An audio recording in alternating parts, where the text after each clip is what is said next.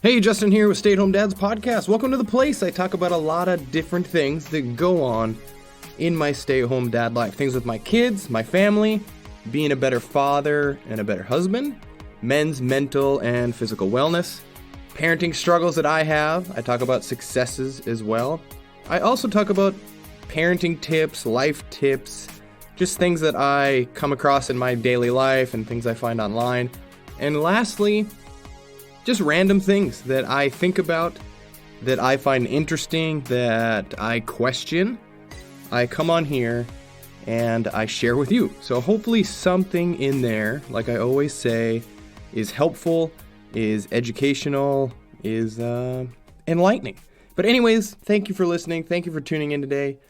All right. So speaking of those random things that I typically just yammer on about, kind of like I did last week, I'm going to do the same this week. So no real parenting, advice, no real wisdom from a random guy talking into a microphone. So anyways, I left off last week and I didn't have time to talk about this whole EV story when we were out looking at dogs, at puppies, which, by the way, we're still doing. We're still poking around. We're still calling.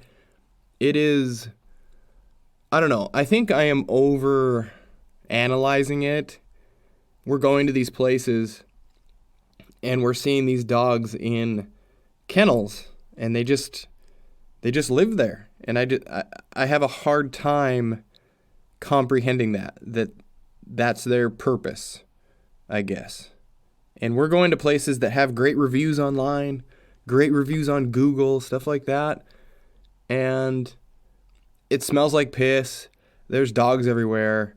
I mean, I guess that's what you should expect. You're at a breeder. But yeah, they come with great reviews. Some websites are even saying that they're preferred breeders and yada yada. But not to digress into last week's episode. Because if you want to hear about all of that, just go back and listen a week, and there you go. But this week, or last week, when we were driving to these places, we were taking my wife's Tesla, her EV. And it was, I kind of alluded to it a little bit, it was tricky. It was not as uncomplicated, as easy as you would think, or as it is when you drive a gasoline car. So we drove up 3 hours away. We looked at these dogs, right? Little doggos for the family. Little Christmas surprise, potentially. We're not totally there yet. And we figure we're going to drive the Tesla because, hey, it's electric. It'll pretty much be a free trip. Better than taking my big-ass diesel truck that gets 15 or 17 miles to the gallon. So it'll be no cost for us, right? Easy. So we drive up there, like I said, 2.5, 3 hours away, 157 miles one way. I just looked on my phone, only 157 miles. My wife's car, technically, when it's at a full charge in my garage, it says around 260, 270 mile range. Okay. So yeah, we're going to have to charge some point in there. So we drive up, we make a pit stop, we make a planned stop at about 130 miles up to charge the car. We figure that'll give us enough juice to get to the breeder place and then make it home or make it close to home without having to recharge again. Because this breeder was way up northern Indiana, very rural, very Amish country.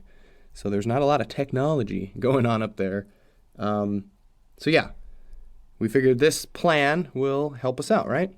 So we make it to our first charge stop and, spend 20 minutes there or something. It charges pretty fast. Plus the car will let you know on the display, like how long you have to sit there to make it to your destination and make it through your route that you're taking and so on. So it's kind of cool. So we charge it up, not to totally full, but where we figure that will, suffice, that we will be fine. So we go see the puppy place, check it out. Like last week I talked about. And then we start to head home. Well, on the way up, we saw gas stations everywhere, and then we saw these EV chargers at a lot of these gas stations, like Go EV or something like that. We're like, okay, cool. Like, if we need a charger or if we need to, in a pinch, stop, then we'll swing into one of these places and juice it up and be on our merry way, right? So as we're leaving, we decide to search and punch in one of those chargers that we saw on the way up, because it being pretty much winter, I mean, it was spitting snow and cold out. The car is not getting near the range it usually gets. So that 260 miles that I said, 270 miles that I said, is not doing that on a full charge. So when we get to our initial planned stop, we're going to be cutting it really, really close. If not, I don't know. I'm kind of worried at this point. So we drive for a while. We pull into the EV charge dock place at some random stop. It's not a Tesla charge or anything. I think there's maybe 20% left on the car, maybe a little bit more. We're excited, right? No worries, not a problem. We'll just sit here and charge for a while, go use a restroom, and then we'll get home in time, meet our kids off the bus, and, perfect. Well, I back the car into the spot. I get out, start looking around, and what do you know? We don't have the right fucking adapter thing for this stupid ass charge station. I check all the docks. I check inside our car. There's no way this combo is going to work. There's no way I can get this cord, this plug, in this car. So, shit. Now we're kind of really panicking because we have 20% or less on the car. We have to go use a Tesla supercharger. Like, there's no other way around it. We have an adapter for the car that came with the car. I thought, in apparently my ignorance, that was enough to plug into anything. But it isn't. So we are in a pickle here. Now, after all this hubbub, we have like 15% on the car. And we have to drive, I can't remember how far, but we got to drive to this Tesla charger, which is another 40 miles away, something like that. So we hit the road, and the car is now saying its estimated charge left in the battery when we get to that location will be 3%. 3%. 9 miles left on this car before it turns into boat anchor status here. So, yeah, we're stressing out now. We are freaking out a little bit. We're turning the power off. We're dimming the screens. We're turning the heat off. We're not charging our phones. Like, just killing everything. It's just dumb. It's just so dumb at this point. And we're panicking. So as we drive, the car's, giving us this estimated battery remaining. And I'm watching it. It's going down 8%, 6%, 5%. And I'm just thinking, oh boy. So thankfully, we pull into the supercharger. We have 3% left. We have 9 miles left on the car, like I said. We made it. Whew. We can move on, charge up the car, and get home. So, come to find out, which we did not know, like I stated, you have to have special charger adapters for these non-Tesla chargers. I don't know where they tell you that. They didn't tell us when we picked this thing up, and from what I can tell, I didn't see any type of brochure in the car that told me about it in there. So that is definitely news to me. I had no idea. Maybe, like I said, it's my own ignorance, I guess. So just frustrating that we needed to buy essentially a $150 adapter off of Amazon. And, well, hindsight's 2020. We didn't have it then. We ordered it now since we've been home, but just dumb. I mean, these cars are good, right? They're great. They're awesome for getting around town and doing your errands and dropping my kids off to school. But I do know that my big diesel truck, big diesel guzzling machine that's 20 years old will consistently go 400 miles or so on a tank of fuel. No matter how much electronics I have running, no matter how long I run the air conditioner, no matter really how fast I go, within reason, heat on, it doesn't care. This desk is creaking and it's annoying me. And little cherry here, I can swing into any one of the 100 fuel stations that we drove past on the way up here and I don't need a special nozzle to fill my truck up. So, I mean, I'm not shitting on EVs. I am not. Well, okay, maybe I am a little bit. Maybe I am taking a little Duke a little bit, but, you know, they're good cars, but they have some infrastructure, I guess, issues, or just dumb ownership issues, and I should just buy a whole attaché case of adapters so I can just charge wherever I want to, right? I don't know. I'm ranting, I know. I told you from the beginning this episode is not really about jack shit. I'm just yapping into this microphone. So, I mean, they have their place. EVs have their place. It's just, I know I'm complaining about a nothing burger here, but I don't know. Sometimes I would just rather take that big, reliable truck that I know is not going to run out of fuel because I charged my phone a little more, or because I ran the heat on my feet for an extra 20 minutes, you know? And like I said, I'll say it 100 times, it's my own ignorance that made us sweat those last few miles. Yes, I'm new to EV stuff. I've never owned one. I should have looked into chargers and adapters possibly before. But also part of me is like, screw that. Why should I have to do that? Shouldn't it just work? Shouldn't it just be streamlined? I mean, maybe I'm asking too much here. I don't know. And speaking of streamlined, I'm actually kind of surprised that these car makers don't have standardized ports. I know some do, so maybe it's just Tesla that's the odd car out here, but either way, no one wants to be buying 4 or 5 different adapters for different chargers and different brands if you want to take your car from here to Florida, you know? I guess if I just stick to Tesla-only chargers, then maybe this is, like I said, this is a nothing topic. And if I just do Tesla chargers, then screw it. I don't have to worry about anything, right? But this whole EV thing, I know I'm kind of digging on this EV crap and really talking about something that is not related to stay-at-home dad-isms or parenting or anything like that. But hey, in my intro, I always say things that I think about and get hung up on, I'll come on here. So apparently that is what I'm doing right now. I am blabbing about one of those. So sorry if you came here for some infinite wisdom that I sometimes maybe have. I'm sorry you're not getting that. But yes, this whole car EV craze, it is kind of an interesting topic to me. I know there are hardliners out there that are either one way or the other on this whole thing with EVs being the future and no, gas is the future or gas needs to stay. And I guess I'm kind of in the middle.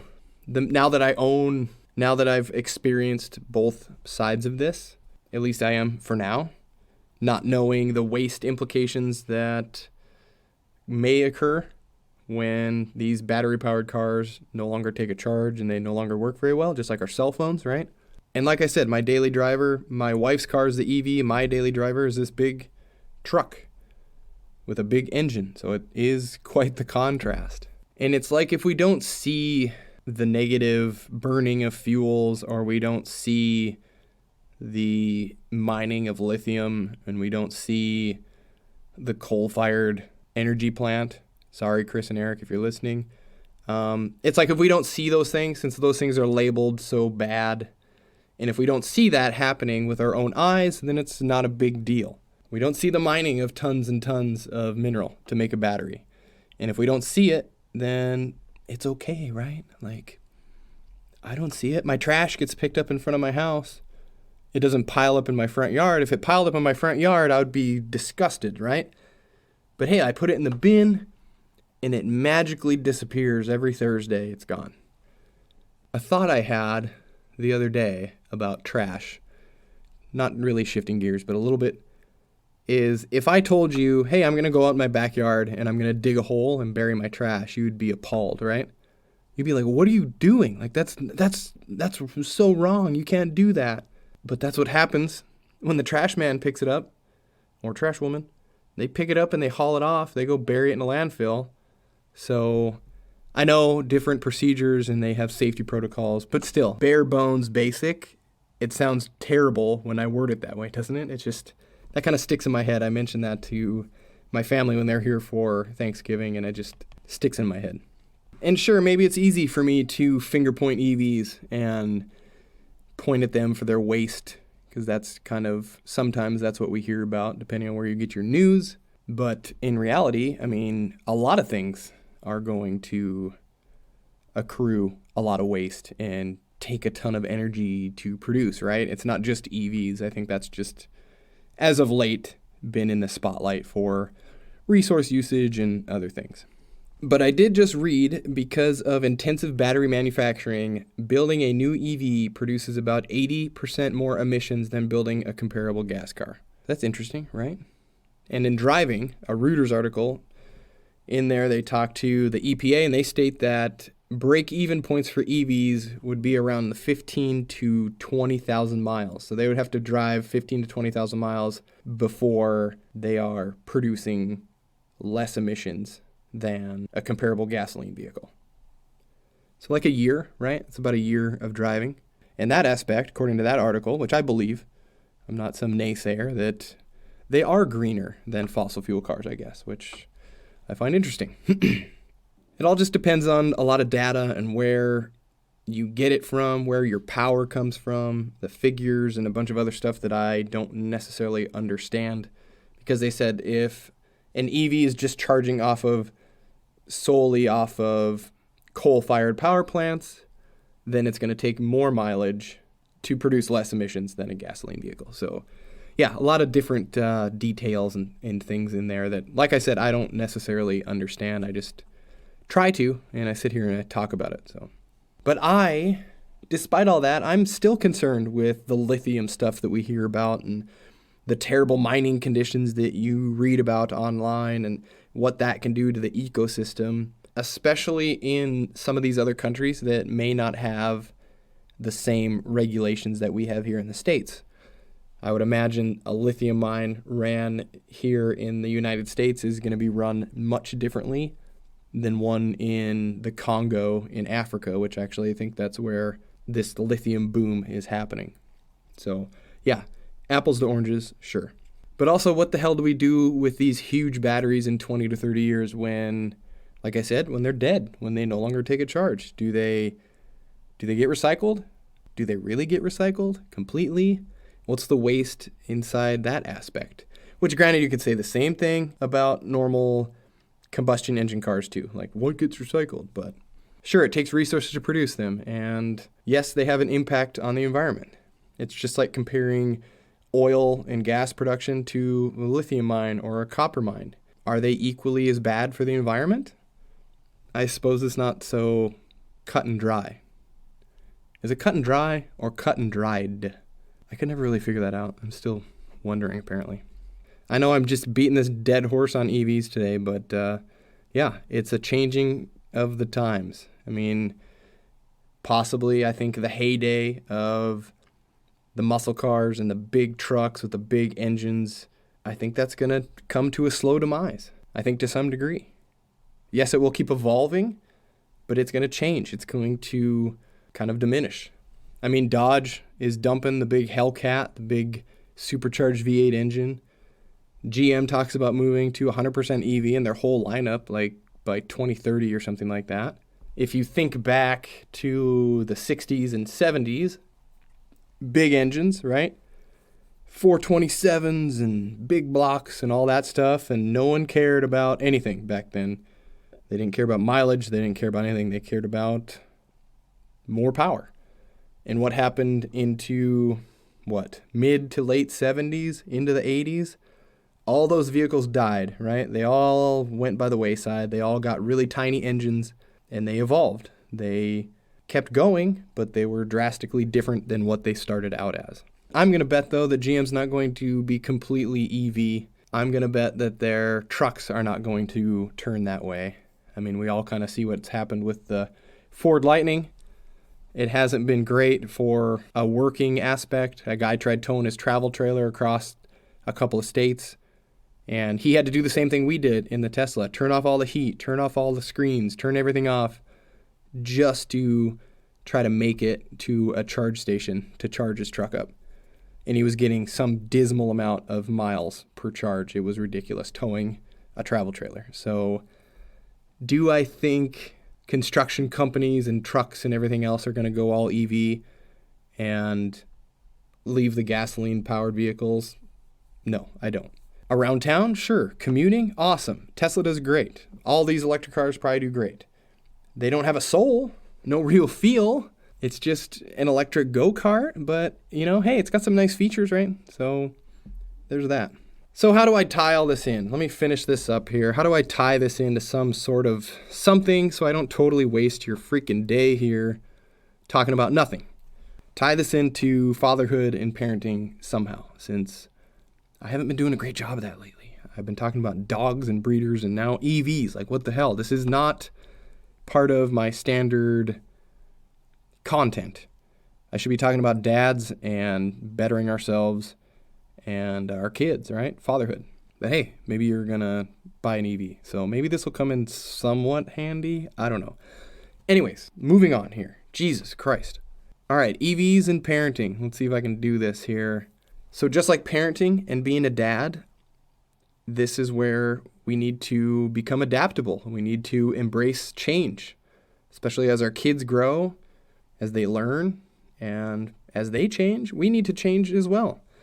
Just like with EVs, I guess. You get stuck on this fixation of gasoline power and engines and stuff, and you don't want to embrace this new technology. You don't want to embrace the change, right?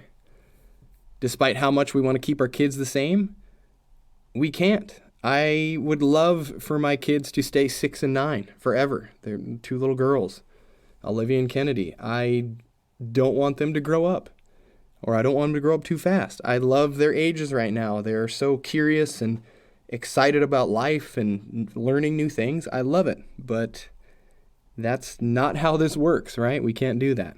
So what do we need to do? I guess just like what's happening with this transportation shift, we too shift and adapt to the type of father our family needs, okay? And damn, I can't believe I'm making this correlation right now between EV automobiles and parenting, but shit, here I am. I'm doing it, right? But yeah, a lot of things that we do right now, they have to change. Communication styles, being more of an active listener. Same goes with our spouses, right? Not just our kids. Actually paying attention to the conversations that we are engaged in and being engaged in those conversations. Don't just let the things that go in one ear and out the other, don't let that happen. I recently had a digression with that with my wife just yesterday, actually. She was out of town working. We have a water service that comes to town, or it comes to our house. She said, hey, the water service is coming, which that always has told me, put out the empty 5-gallon jugs, and then they'll swap them out and leave the new ones. What did Justin do? Justin totally forgot. I told her, oh, yeah, sounds great. Water's coming. Cool. Did I get up and I do it? No, I didn't. It went in one ear and out the other. And then she texted me later. She called me, and she's like, hey, water showed up. And I said, damn it, I forgot to put the jugs out, and I felt so awful. And she said, oh, it's fine. She was very comforting and very positive. She's like, oh, it's fine. We'll just have to hang on to the empties, for another 2 weeks or whatever, and not a big deal. Then she's coming back from her work meetings, and she says, hey, can you put on some potatoes? Can you cut up some potatoes and let them soak in some water so then when I get home, I can cook them up and have my lunch because I'm super hungry. I've been gone since 5 a.m. Yeah, perfect. I'll go cut your potatoes up. I'll take care of it right now. Did I do it? No, I didn't. I freaking blew it again, twice in the same day. And when she got home and asked about her potatoes, and I had to tell her, oh my gosh, I forgot to do something for you that you relied on me for, I could just see the disappointment in her face. And she didn't say anything. She was just like, oh, okay, like I'll go ahead and do it right now. And I just felt like such an asshole. So my whole lesson right here is communication and active listening, right? Just really paying attention with your spouse, with your kids. Just focus on them when they're telling you stuff. Don't be looking at your phone. Don't be researching puppies online. Don't be doing any of that stuff. Give them your attention. And when they ask you to do something, just get up and do it right then and handle it instead of backburnering it for 20 minutes so you can look at your Instagram or look at whatever you're doing. So, little word to the wise there. Don't do what I did. Also, adjusting our vocabulary. That goes in with this communication too. And I know it sounds really stupid, but it surprises me how many parents I hear cuss and swear around their kids. And I know you may be able to do it and get away with it when they're really young or little, but I'm just saying that's going to bite you in the ass one day when your 5-year-old says fuck when they drop their milk, right? That's going to happen because you've been conditioning them for so long. You're cussing, you're saying naughty words, and I'm telling you, they're just soaking up everything you're saying. So when you're saying these words, they are correlating that with language, right? And they're going to say these things. I try so hard. I do. I don't cuss around my kids. Sure, I've slipped up a couple times, said a naughty word, but I'd say I'm 99% where I don't at all. It should never get to that point. I don't know. It's kind of just something you need to work on.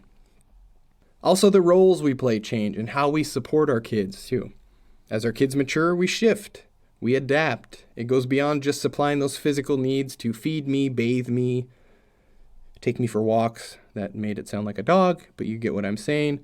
To more complex emotional and academic challenges. And in their eyes, big life decisions. I'm talking to my girls right now about dealing with bullies or dealing with friends that occasionally treat them poorly. How to take criticism from their sports coaches, constructive criticism, so they can become better. And it will continue to evolve. I mean, thank God they're not talking to boys yet. Jesus, that doesn't excite me at all. That's going to be a whole different chapter. But yeah, I mean, how do you explain when your children go to a friend's house and a friend I'm pretty sure they're friends, is mean to them or treats them very poorly or even pushes or hits them? How do you approach that? I've just been telling my girls, saying, hey, you need to call them out on their bad behavior. Tell them what they're doing is wrong. Tell them that's not how you treat friends. But is that the right way? I don't know. Is that going to go far enough? Again, I don't know. So maybe it needs to be more. Do we contact the parents? Do we take it a step further? I'm not really sure. I'm still navigating this as we go here.